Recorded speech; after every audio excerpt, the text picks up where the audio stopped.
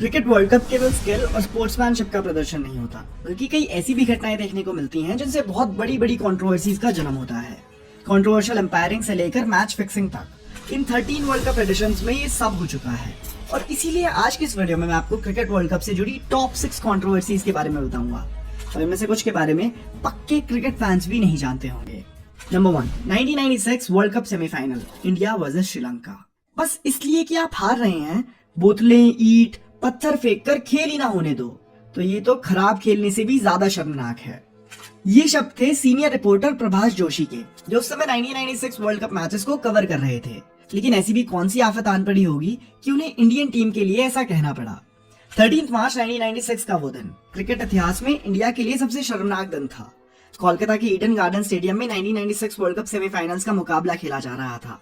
एक तरफ थी इंडियन टीम और दूसरी तरफ थी श्रीलंका, जिसने पाकिस्तान और ऑस्ट्रेलिया जैसी मजबूत टीम्स को भी हरा दिया था। मैच देखने के लिए और हमारे प्लेयर्स को चीयर अप करने के लिए लगभग 1 लाख लोग स्टेडियम में इकट्ठे हुए। मैच शुरू हुआ। इंडियन कैप्टन अजहरुद्दीन ने टॉस जीतकर पहले फील्डिंग चुनी, और उनका ये डिसीजन अपने आप में ही बहुत कंट्रोवर्शियल था, क्योंकि पूरी टीम ने मैच के पहले ये डिसाइड किया था कि वो टॉस जीतकर बैटिंग करना चाहेंगे। पहली इनिंग खेलकर श्रीलंका ने इंडियन टीम को 252 रन का टारगेट दिया। इंडियन टीम जब खेलने आई तो सचिन तेंदुलकर बहुत अच्छा खेल रहे थे। उस समय इंडिया की 23 ओवर्स में 98 रन थे और केवल एक ही विकेट गिरी थी। ऑडियंस को ये लग रहा था कि इंडिया फाइनल्स में जाने के लिए तैयार है, और स्ट्रॉन्ग बैटिंग लाइनअप के चलते इंडिया कंफर्टेबली ये मैच जीत जाएगा। ऑडियंस भी इस वक्त में बहुत चार्ज अप हो गई थी और इंडिया के नारे लगा रही थी। लेकिन तभी सनत जसूरिया की डाउन द लेग बॉल पर सचिन तेंदुलकर स्टंप आउट हो गए। एक पल में मैच का पासा पलट गया। पूरे इंडिया के साथ साथ उस मैच की ऑडियंस की भी सांसें मानो अटक गई थी। ऑडियंस की आधी उम्मीदें वहीं टूट गई। सचिन तेंदुलकर के बाद बैटिंग करने आए इंडियन टीम के कैप्टन अजहरुद्दीन। सिर्फ 6 बॉल खेलकर अजहरुद्दीन आसान कैच देकर आउट हो गए। इसके बाद 2 रन और बने और संजय मांजरेकर आउट हुए। श्रीनाथ भी 9 रन बनाकर आउट हुए, और इसके 5 रन बाद अजय जडेजा भी आउट हो गए, और उसके 5 रन बाद नयन मुंगिया और उसकी अगली ही बॉल पर आशीष कपूर भी कैच आउट हुए। एक के बाद एक विकेट्स का सिलसिला चलता रहा, और साथ ही इंडियन फैंस की टेंशन्स भी बढ़ती रही, और जो ऑडियंस अब तक इंडियन टीम को पॉजिटिवली चीयर कर रही थी, वही ऑडियंस अब एक मॉब की तरह पेश आने लगी। 98 पर 1 विकेट वाली इंडियन टीम 75 बॉल्स के बाद 120 रन पर 8 विकेट्स बन गई थी। सही मायनों में इंडियन टीम की परफॉर्मेंस इस मैच में चोक कर गई थी, और इससे पूरा देश निराश था। और फिर मानो शुरू हुआ स्टेडियम में तांडव।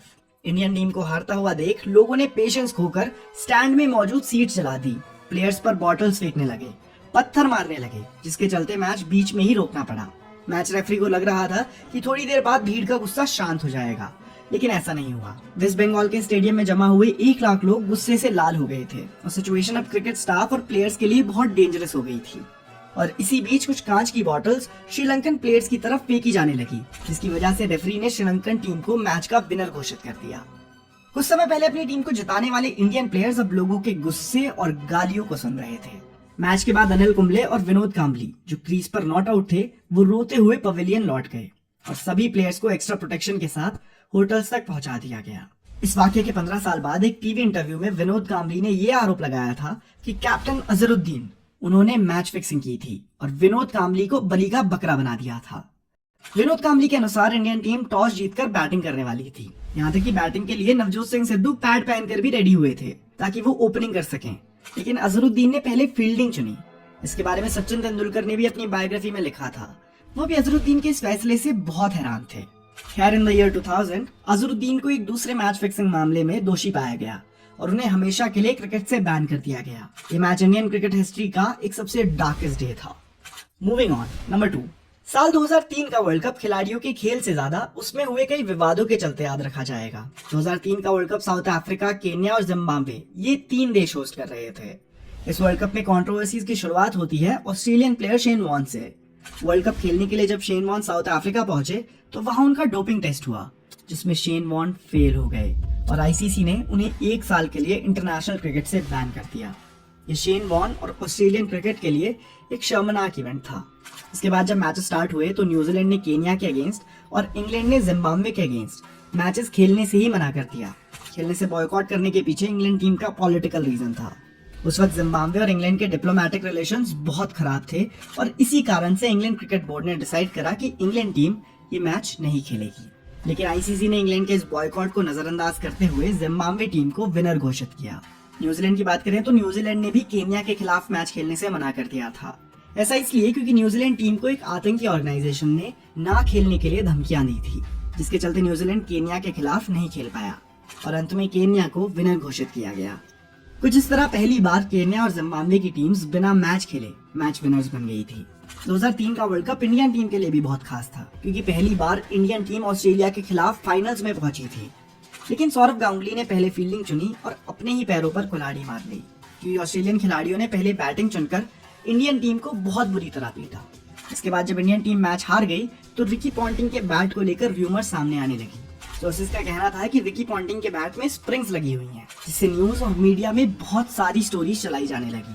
लेकिन अंत में ये सिर्फ एक रूमर ही साबित हुआ और इसमें बिल्कुल सच्चाई नहीं थी।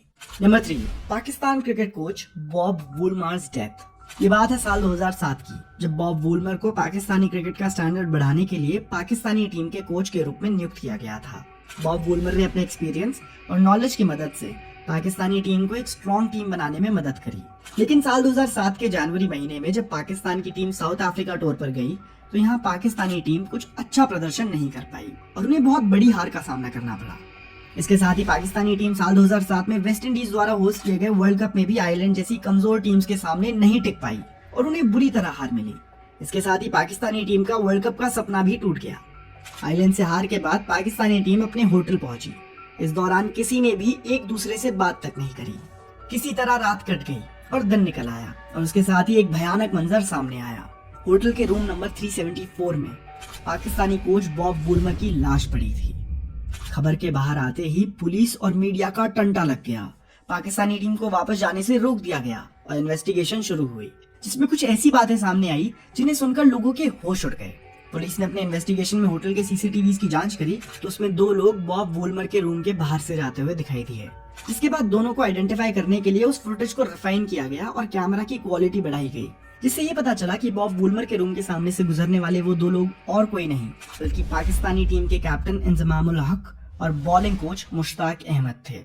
न्यूज में खबर आते ही तरह तरह की कॉन्स्पिरेसी सामने आने लगी। लोग हर तरह की बातें करने लगे और पाकिस्तानी क्रिकेट बोर्ड के सामने एक बहुत बड़ी कंट्रोवर्सी आकर खड़ी हो गई। इसके बाद इन दोनों से गहरी पूछताछ की गई, जिसमें ये सामने आया कि ये दोनों रात में बॉब वुलमर के कमरे में 2 शैंपेन की बॉटल्स लेकर गए थे। फिर कुछ दिनों बाद बॉब वुलमर की डेथ को हार्ट अटैक करार दिया गया। लेकिन बॉब वुलमर की वाइफ का उसके बाद भी ये कहना था कि उन दिनों बॉब वुलमर मैच फिक्सिंग पर एक किताब लिख रहे थे, जिसमें वो क्रिकेट हिस्ट्री के कई बड़े फेसेस का नाम लेने वाले थे, जिसमें पाकिस्तानी टीम के भी कई प्लेयर शामिल थे।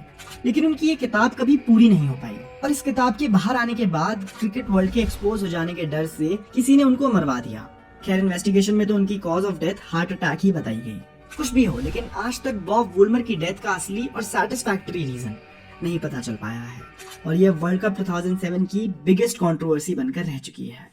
Number 4, final of world cup 2019, England versus New Zealand. 14 July 2019 New Zealand और England world cup final match के लिए तैयार थी। दसियों हजारों लोगों से भरा हुआ मैदान जोर जोर से शोर कर रहा था। सब लोग अपनी अपनी टीम्स के लिए चीयर कर रहे थे। न्यूजीलैंड टीम पहले बल्लेबाजी करने मैदान में उतरी, लेकिन जितना एक्सपेक्ट किया जा रहा था उतना अच्छा प्रदर्शन नहीं कर पाई, जिसके चलते न्यूजीलैंड ने इंग्लैंड के लिए 242 रन का टारगेट बनाया।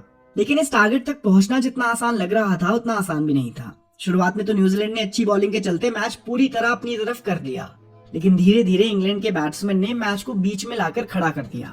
मैच खत्म होते होते आखिरी ओवर में इंग्लैंड को 15 रन की जरूरत थी। बैटिंग कर रहे थे बेन स्टोक्स और बॉलिंग कर रहे थे ट्रेंट बोल्ट। आखिरी ओवर की पहली 2 बॉल्स डॉट बॉल चली गई। तीसरी बॉल पर स्टोक्स ने करारा छक्का जड़ दिया। अब बचे थे 3 बॉल और रन्स थे 9। ट्रेंट बोल्ट ने ओवर की 4th बॉल फेंकी। स्टोक्स ने चौका लगाने का सोचा, लेकिन बाउंड्री पर खड़े फील्डर मार्टिन गुप्टिल ने बाउंड्री से जोरदार थ्रो फेंका। लेकिन तब तक स्टोक्स दूसरा रन बनाते हुए स्ट्राइक तक पहुंच ही रहे थे। लेकिन गुप्टिल का फेंका हुआ थ्रो देखकर उन्होंने डाइव मार के स्ट्राइक तक पहुंचने की सोची। इसी बीच थ्रो में फेंकी हुई बॉल गलती से या कहीं लक से स्टोक्स के बल्ले से टकराई और बाउंड्री की तरफ चली गई। इस सब में अंपायर ने 6 रन दिए। 2 रन स्टोक्स ने भागकर निकाले थे और एक्स्ट्रा 4 रन थ्रो से बाउंड्री गई उसके। यहीं से विवाद की शुरुआत हुई। लोग नियम कानून पर सवाल उठाने लगे।